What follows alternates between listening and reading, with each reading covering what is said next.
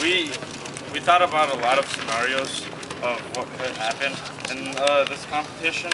Um, by manipulating, um, our method is to manipulate the robot based on the contest rules.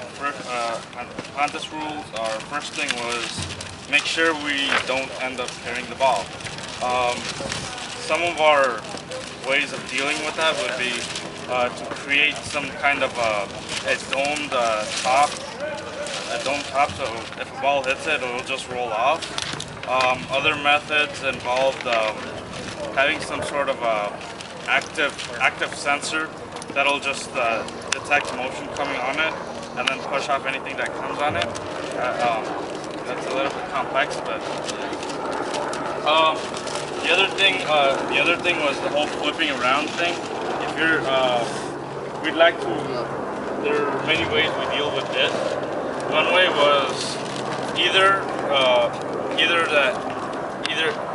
one way was that if we flip around, we really wouldn't be flipping around because we would have all of our stuff sandwiched between two plates.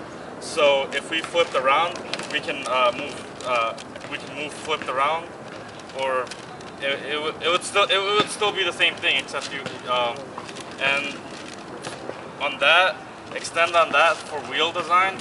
We could have like giant wheels, so if we flip around, we could be using the same wheel, or we can have wheels on some wheels on the bottom and some wheels on the top. So when you flip, you'll still be able to move around. For climbing, that, for climbing that, we were thinking we had three designs. One was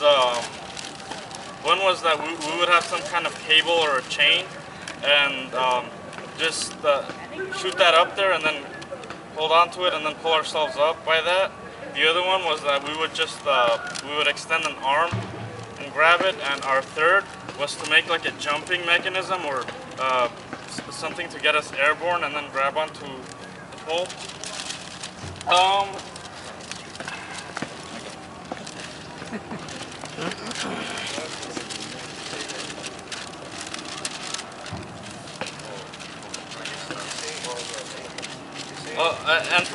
And for other robots hanging on to the first robot, we were thinking of creating the same design of the pole on the back of our robot, so other robots can go on and hang on to it. Because obviously robots are going to be designed to hang on to that pole. So we're emulating that.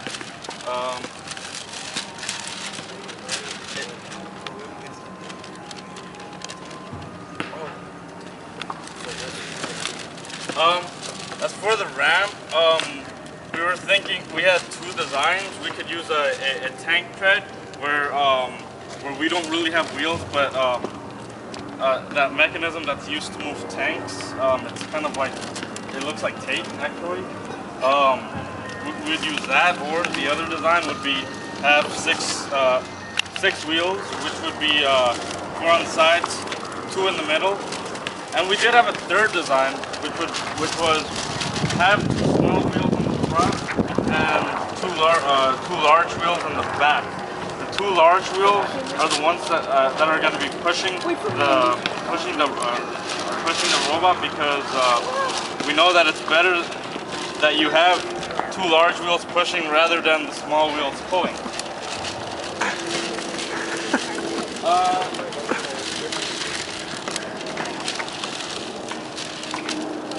For strength,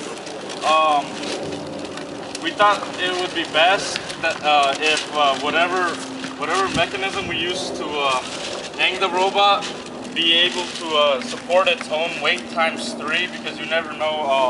Oh my god. Wake up.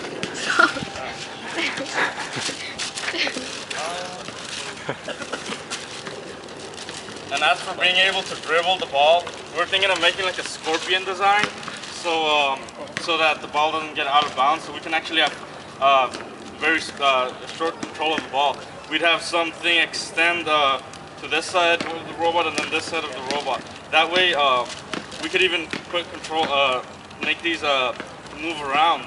So we kind of have, so we'd have leverage over the ball, being able to move it like this and that, and then